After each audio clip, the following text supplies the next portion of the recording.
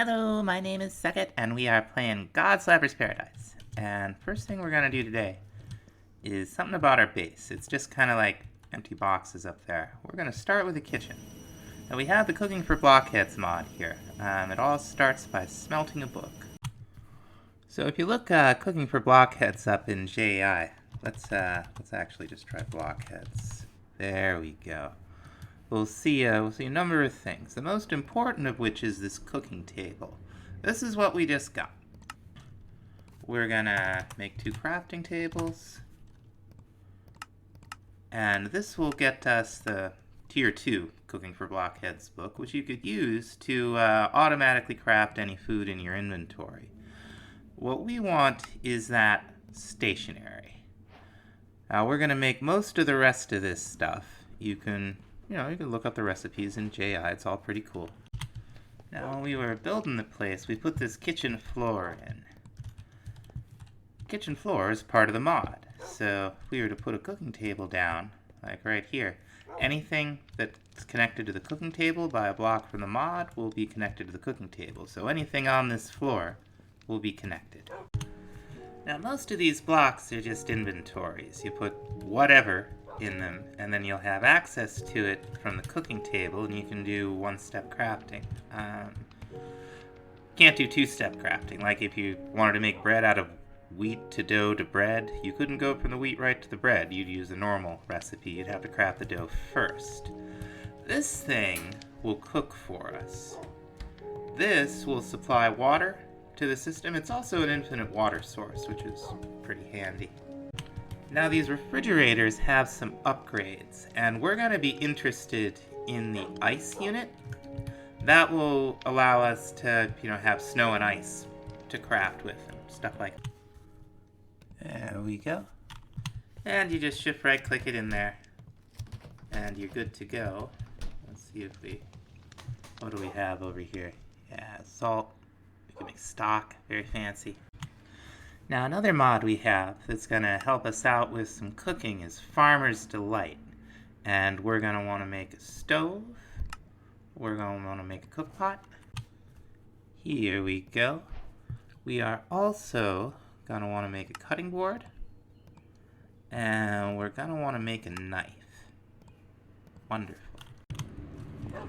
Now the Farmer's Delight stuff isn't compatible with the Cooking for Blockheads. We won't be able to manage recipes for this thing from here, but that's okay. A lot of this really is just gonna be decorative anyway. We're gonna be automating most of our food production and filling this up with finished product. Now we also have the Food Core mod from Pam's, which adds a lot of other options for vanilla food items. And you can make all these tools and set them up in different places in the kitchen. Hey, we completed the Pam's harvest whatever quest. Let's see. What do we get here? Oh, we get a little mutton. Got a little rabbit. And a cow in the jar. That's awesome. Now you can make a cow in the jar by dropping an anvil on a cow that's over a milk jar. It's best to get the cow down into a little hole. The milk jar is easy enough to craft. But when it's on the multi-block kitchen, it will slowly fill up with milk that then you'll be able to access and make food with from the table. We're probably going to actually end up taking this downstairs sooner or later. Now, you don't have to put this stuff in the slot that it's marked for, but you can. I like to. You can put anything in any of these slots. You don't have to put these even on these racks or on here. You could just throw them on one of the counters if you wanted to. But I like doing this. I think it makes the kitchen look nice. There we go. Now we'll have access to all the tools. And actually, I gotta say, The tools, if you try to automate this normally with refined storage, like something you want to make 64 or something that would use the rolling pin, the refined storage system would want 64 rolling pins. So that's something to keep in mind. So something I've already used a few of around the place, and we're going to use some more, some framed blocks. These things are pretty cool. We're going to need some patterns. But anyway, they're really easy to make. It's just planks and sticks. And then you could basically pick like whatever block texture you want in them. Just right click them with any full block. Now what this has to do with the kitchen is we want to fill the kitchen full of food, right? Its cupboards are a little bare right now. We have plenty of vegetables. Plenty of fruit and vegetables, but you know, we want cow burgers. So we're gonna set up an area out here for a Drygmy. Now we're gonna have a little chicken coop right here. We got a factory hopper in the floor. They're you know, not too hard to make. It's just some of these middle bars we've already seen, and a hopper. Now the main thing that I like these for is this right here. That means it'll pick things up in a range. Let's throw something down. So if we had that over there, right? Yeah, the hopper picked it up. But anyway, back to the framed blocks. We're gonna put these right out here like this, right? And then we can take the block that we want them to have the texture of and get it right there like so, and we're styling. Now, just like the Sylph, the Drygmy that we're going to have out here is going to be powered by Source.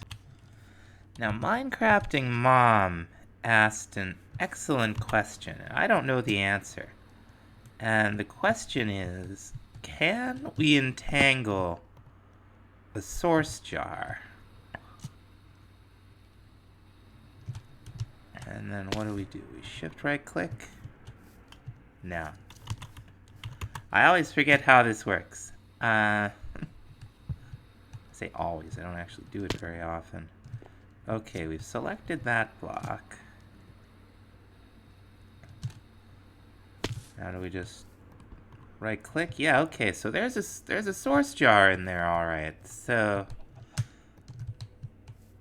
it at least recognizes the jar as a block it can entangle with. Now I guess the question is, will it actually transfer source? Now we make the Drygmy charm similar to, well, exactly the same way that we made the Sylph charm. It just uses some different stuff. You can look it up in JEI. I think that's all the right stuff. We're done in just a second here. Yeah. So we're gonna come down here. We're gonna put a gold chest down right here. And the block is a mossy cobblestone block. It'll turn into a Drygmy henge when you right click it. Now the Drygmy is also similar to the Sylph in that it produces based on quantity and diversity. And it looks like it's working, doesn't it? I saw a particle effect at least. But we're gonna get some more mobs over here. And, well, see what happens. Yeah, sure enough. Very cool. Now, the other question Minecrafting Mom asked, and I think the answer to this one is yes, is can you entangle more than one block? And that, you know, yeah. Let's double check and make sure it didn't, like, lose the connection out by the, where the Drygmy is. Alright, yeah. We're in good shape. So this totally works. Thanks, Minecrafting Mom. Appreciate that. Anyway, back to the kitchen. What we want to do when we're using the cooking pot, you just throw your ingredients in there, and this is all, you know, compatible with JI. You can scoop it out directly with a bowl. You can break the pot and take it with you, and it'll keep its contents. Or you can just put bowls in there, and it'll get them all ready for you. Now, if we're using the tomato sauce in bowls up here, which we will be doing, the bowls the tomato sauce in will just fly out all over the place. So, keep that in mind. Okay, so I might have to eat my words on this doing 2 of them. Like, the source jar shows up in both blocks. It's weird, but I'm not getting the animal drops. Yeah, and so it's bound to the source jar. And so is this one. I don't know why it, like, worked once. I thought I just saw something go. Oh no, that was other stuff. Let's try re-entangling it. Okay, all I can think is this isn't getting source, because it's not... This is all just the stuff we had from the one successful operation. But we can reset these. Just like so. And I got rid of the other one. So... maybe it doesn't really work, between... It doesn't really work with more than one. We shall see. We shall see. Okay, it, like... it worked for a minute. I don't know. I have another idea. I don't want to give up on this. This is an interesting idea. Can a Dominion wand recognize this? Okay. Let's see if we can get it to work with a relay. Okay. Like, it seems like it wants to work. But it doesn't. I don't know why it worked for a second. Maybe we'll figure it out. Yeah, wrong tool. We got the pig in the way. Out of the way, pig. So this is set to the archwood, just the same as the one over there is. So you can definitely hook 2 up. And the source worked for a second. We're gonna have to look more into that, because I don't know why it would work for like 1 second and then stop. There's gotta be some more to that. Now we're getting products in here though, so very good. Anyway, back to the kitchen. Now supposedly we can dye these things. Yep. We can dye the corners. Can we dye the sink? Yes, we can. Very cool. Very cool. Now we're gonna cap this part of the ceiling. We have to get up here. Like so. And I think that looks fine. We're also gonna put some paintings up in here. Now we have the painting preview mod, which I love. You can just pick whatever painting, and I think it'll just show you paintings that'll fit. So there's that. Let's see what we have. And here's the top of the stairs, so we can have a nice fireplace in what's going to be the bedroom here. We have a number of furniture mods in the pack. We have Macaw's furniture, we have Mr. Crayfish's furniture mod, and then we also have supplementaries and Quark, which adds some furniture. I'm not going to go too deeply into the recipes. We saw that in the first season. But we're going to need a lot of furniture for this place. This place is pretty big. Now back out to the Drygmy. We're using some more of these framed blocks. These are going to be kind of a stable. And I thought... little faux thatch. It might be just the thing. Now there's a lot of stuff in Farmers that normally you make up on the cutting board that, in this at least, you can make in some of the various machines. Like we could make a precision sawmill and have it make pumpkin slices for us, and I think a sawmill might be a good idea anyway, so let's do that. And the way I did this, you actually do slightly better, generally, with the machines. You never do worse. So, there's that. And there it goes. Very cool. Oh no, there's a recipe conflict. Oh dear. We'll have to come up with something else. So for the pumpkins, we'll just do it the old-fashioned way for the time being. I'll switch the recipe to like the crusher or something. It'll be fine. But this other stuff should all be fine. Like we should be able to. Well, that's the wrong gooey. But we should be able to do the ground beef in the crusher. Have enough to make a stack? Yes, we do. And that should go right in there. Very, very nice. There we go. Awesome. Now I hope this one works. Like it should. Unless there's some other... I did not think to check to see if there were sawmill recipes for things like pumpkins. Here it is. So let's check out our cod possibilities here.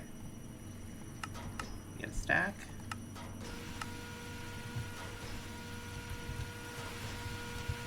Let's see. What will happen? Okay, very nice. Now I did say that I was gonna do this. We're gonna put the cow in a jar down here so we can craft with the milk. There we go. Now one thing I want to make before I forget is thyme in a bottle. I should have made this already. This will sort of...